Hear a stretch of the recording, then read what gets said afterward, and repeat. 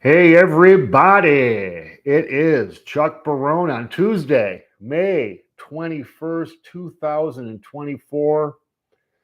Finally, a little bit of a nice quiet day today, nothing dramatic, although records getting broken on the stock market, but it's not a day without a lot of drama. We'll see tomorrow is going to be a little bit different, but and going forward this week, a couple as I mentioned on the show on Monday, there's just no data being released on yesterday and today. So quiet days in the market. Still got a lot of interesting stuff to talk about today.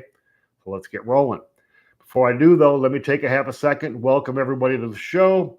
Good to see my friends on the chat, Attila and Ghazi and W. Schleiss. You got to give me more to work with than just a W there. Anyway, we got our regulars on board. Of course, for some reason, no Salty's out today. Hopefully, everything's okay with them. But anyway, let's talk about these wacky markets, guys. Okay, so we know this was going to be a weird day because there was no data being released, and it was kind of going to be up in the air which way this day was going to go. Of course, the bulls usually win those toss ups. The market wants to go forward, wants to go higher, and it did today. So we have the Dow up 66 points, 39,872 on the Dow. The NASDAQ, a new all-time high, up 37 points, 16,832. S&P 500, another all-time high for the S&P, up 13 points, 5,321 on the S&P. So the broad market doing very well. And I got to say, I'm surprised, guys. I mean, earnings are holding up, but there's so many. I don't know. The old visual, like when I was a kid, the finger in the dike. There's a lot of you need a lot of fingers these days, and these markets just keep rocking and rolling. Listen to this, guys. In the S&P 500 today, we had 54 new 52-week highs. So 54 stocks of the S&P 500, another 10%, because we had 10% yesterday also, hit new 52-week highs. Now, some of those I'm sure are repeats that went up yesterday to a 52-week high, went up again today. But 54 new 52-week highs. Guess how many 52-week lows? Just 6. So this is a really broad-based rally in these markets. It's a great time to be a stockholder right now, and most of us are. Most people have a certain percentage of their portfolios, whether it's just savings or retirement money in the stock market. So everybody making gains right now, enjoy it while it lasts, guys, right? The bond market had kind of a mixed day today. The 10-year actually rallied a little bit today with yields falling, down 3 basis points, 4.41% on the 10-year. The 2-year unchanged, 4.83% on the 2-year. So basically a nothing burger in the bond market today. A little bit of money going to the 10-year, bringing yields down, but not really much to report there. The dollar up a little bit today, up just 4 basis points on the index, 104.64 on the US dollar index. So a good strong number, creeping back up toward 105. I'm surprised. I would think I think that it's really, the number should be a little higher than this. The dollar has some relative strength to it. But the dollar being held down a little bit, helping gold and silver. Although gold down today, gold down $4.70, but still a good strong number, $2,422.20 for an ounce of gold. Silver rallies up today, up 17 cents, $31.97 for an ounce of silver. It's about to break through $32. It's just in a second here, guys. It's going to be 35. So you got a chance here to pick up almost a 10% gain because it's going to go to 35 pretty quickly, I would guess. Oil today down a little bit, down 74 cents, $79.06 for a barrel of West Texas Intermediate. Hey, Donna. Oh, Ghazi on there. Elevate, my man. How are you today? Thomas. Anyway, oil, I'm telling you guys, you're going to see oil at 70 to 75. This is where it wants to be. There's all these external pressures. But I'm telling you, this price, I think, is a little bit high. Bitcoin rallies up today a little bit, up $473, $69,723 for Bitcoin, having a little bit of struggle busting past that 70,000 number. We talked about that on the show. I told you guys it was going to get a little bit of resistance there. It is. It was up above that earlier today. It was looking like today was the day it was going to break through, settling back down under 70,000. We'll see what happens with Bitcoin over the course of the next couple of days if it can break through that resistance number. All right, so let's talk about news today because there is some stuff to talk about. I was reading this article today. Horrible freaking news for the U.S. government and for all of us. Interest payments on the U.S. debt now exceeding defense spending. Over the last 6 months, from last October to today, $514 billion freaking dollars just on interest on debt payments. Guys, this is bananas. We can't have $1 trillion a year on debt, $1 trillion a year on the military, and there's nothing left for anything else, guys. This is a freaking disaster of, to quote my friend Greg, epic proportions. This is signaling that these deficits are now, I mean, let's face it, guys. I hate to use another Greg quote, they're out of control, but these politicians just putting us on a completely unsustainable path, an unsustainable path to ruin. No country can pay $1 trillion a year on debt servicing. And that number is only going to go up. Listen to some of this stuff, guys. Just 2 years ago, debt payments on the list of bills the U.S. has were number 7 on the list of the top 10 for federal spending. Okay?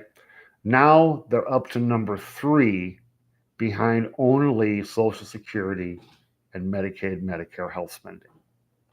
Guys, this is just freaking, it's madness. It's madness. Interest payments for 2024, for this year, are running, listen to this, guys, 41% higher than they were last year.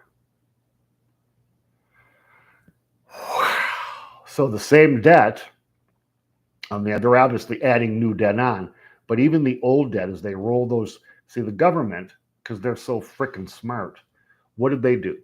When interest rates were near zero and long-term rates were basically zero, right? Well, what did they do? Did they sell 30-year bonds at zero? No. They were like, well, you know what? We're only going to pay 0.5% at 30, but if we sell 2 years, we only have to pay 0.2. So instead of locking in these super ultra low rates for 30 years, which they could have very easily done, okay? They went short term to try to save another fraction of a penny here. And now, as a result of that, as these bonds mature and they have to roll them over because they're not paying any of these bonds off, right? They're doing it at rates which are dramatically higher than the rates they were originally issued at. So you have a combination of piling on more debt. They're expecting the deficit this year to be $1.5 trillion freaking dollars. So piling on more debt and roll that debt, new debt, higher rates, old debt rolling over, higher rates, 41% higher than last year. Massive, as I say, massive debt and higher rates are to blame. Now check this out, guys. Listen to this number here. In the 1990s, after Reagan became the president and became the person who made it okay to have deficits every year. Before Reagan, the national debt was nothing, virtually nothing. I want to say around $800 billion, roughly. He's the one that introduced deficit spending and made it okay. And everybody, because he was such a popular president, all of us, I loved Reagan. I thought he was a great president, but this was the one thing he did that was really, really wrong. Okay, so we really started seeing regular deficits then rolling into the 90s, right? So listen to this, guys. In the 90s, the average deficit per year was $138 billion. Okay. In the 2000s, it jumped to $318 billion. So more than doubled from the 90s to the 2000s. In the 2010s, $829 billion. So again, it more than doubled again the next cycle, right? And since 2020, the average deficit has been $2.24 trillion per year. So another doubling. So what's going to happen next, guys? We're going to do this again. We're going to double it to $4.5 trillion a year. Is that really what's going to happen? Because that's the pace we're on right now. Projections for 2021 or 2024, as I said, this year, 1.5 trillion. Now the numbers in the beginning of this decade were a little bit pumped up because of the COVID pandemic, and they had extra government spending, stimulus, and all the measures they did to try to keep the economy from completely cracking up. Everything they did was not a great idea, however. But guys, it's just freaking bananas, man. These numbers completely unsustainable. More and more debt combined with higher rates has the U.S. Treasury literally bent over a barrel. Okay. Now, where does this end, guys? What's going to happen here? Do you think, okay, so let's look at the overall budget. They're basically spending their money on debt, the military, Social Security, and Medicare. There's really not much left for anything else. That's why these debts are so much higher, because all these things we're doing, aid to Ukraine, immigration crap, and all the other stuff, all borrowed money, all of it, every penny of it. So what happens? Either we do this into oblivion, where we completely blow up the treasury, or the government one of these days has to suck it up and start doing a little less. Now, the funny thing is, you hear me complain all the time about what are we getting for our money. We have these colossal deficits, and everybody knows there's so much piggy feeding at the trough of this government money. I mean, how many steaks can you eat, guys? It's just freaking crazy, and they don't even care. Look at the attitudes about it. Are you hearing anybody really tripping on deficits? You hear anybody talking about bringing deficits down? You hear Biden talking about, well, we need to get this deficit under control. How about Trump? You hear him talking about getting deficits under control? You hear anybody talking about it? It's like the ostrich sticking his head in the sand. I mean, it's madness, guys. It's a path to disaster, because these schmucks do not have the balls to really be cutting spending. Because where are they going to cut? They're going to cut the military? How are they going to do that in this environment? Plus, that's the biggest trough for all the piggies to feed off of. They're going to cut Social Security. They're going to cut Medicare. They're going to wipe out seniors. There really isn't much room to cut anything. I got to see the playbook for this. It's a freaking disaster. Now, everybody's been talking about China dumping U.S. debt, $53 billion freaking dollars worth of U.S. treasuries they dumped in the first quarter. Everybody worried China, with their de-dollarization. China buying a lot of gold with those proceeds, by the way. Now, the interesting thing about China here, though, these treasuries they're selling, I'm guessing they're selling those treasuries at a pretty hefty loss. It's not like they're buying newer, higher yield treasuries and then instantly selling them. The treasuries they're selling are older treasuries with lower yields. You try and sell those today, guess what? You're probably taking a pretty good hit. So China's selling those bonds at a loss, buying gold. And what else is China buying? Here's the interesting thing. If you look, you can find it. China, instead of buying U.S. treasuries, buying U.S. agency bonds. So they're buying Fannie, they're buying Freddie, they're buying different kinds of U.S. debt, just staying away from treasuries. So this is kind of like the make your point, but kind of mask the truth of it kind of a deal. Because they're not out of the U.S. market. They're just not. There's nowhere else for them to go with sums this big. And, so the hype about China, well, we'll see how that all plays out. But at this point right now, don't be tripping, guys. You saw this, reading some of the comments here, you saw this Ethereum ETF coming, Ethereum jumping. guys, cryptos are going to move into the mainstream. They're going to be more and more popular as more and more people come to understand them and how they work and what they really are, the alternative that they really are. Cryptos are just going to continue to rise as they get more and more out of the fringe and more into the mainstream. Okay, so we know about China. We know about this insane debt situation the U.S. finds itself in. So today we have Fed yo-yo Waller talking. You know, we had a few of those knuckleheads yesterday. Today Waller's out saying, well, you know, things are going fine. Things are going okay, but they're going slowly. And we need at least, I think the quote was, several more months of good inflation data before we can consider cutting rates. Now, here's the thing, guys. Tomorrow, the Fed will release the minutes from its policy meeting. So this is going to be the news tomorrow. This meeting is where they talk about what they think rates should be. Are they restrictive enough? When can we start cutting? And it's a general meeting about Fed policy. So I think we have these couple of knuckleheads coming out the past few days, talking rates, talking about, you know, higher for longer. And I think they're doing that to foreshadow, to preface this Fed minutes that'll be released tomorrow. You guys see Jamie Dimon today? Jamie Dimon out in the news today saying that he won't add, I guess, you know, JP Morgan is buying back some of their stock like all the companies do. He will not increase the size of that buyback because, in his opinion, the price of the stock is too high. I was like, holy crap, that's crazy, right? I mean, how many CEOs are ever going to say the price of their company's stock is too high? So I applaud Jamie Dimon for that. I wanted to see, though, and of course, Jamie Dimon is selling JP Morgan stock. So I looked up insider sellers. Who are the insiders? Who are the big bosses that are selling stock right now? Guys, they all are, okay? Zuckerberg, Gates. If you read the list, the who's who of big tech companies, big money guys, they're all selling their own stock right now, converting to cash. What does that tell you guys about what they believe the market's going to do over the next year or so? Now, some of it's legit, you know, freeing up cash for philanthropy or some of the other projects they're doing.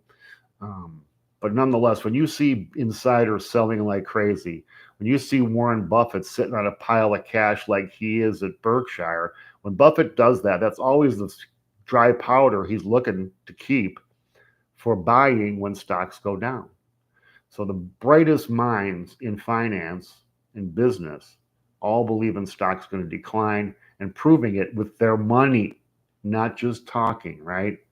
Anyway, guys, that's it for the day. We had an interesting day today, man. This debt numbers are just stunningly horrifying, guys. Very, very scary stuff. That more than inflation, I think this debt is why you're seeing precious metal prices fly. Ultimately, this debt could implode the dollar. When that happens, you're certainly going to want to be holding gold and silver along with your case of soap. Remember that story, guys? Don't forget that, man. It's really important.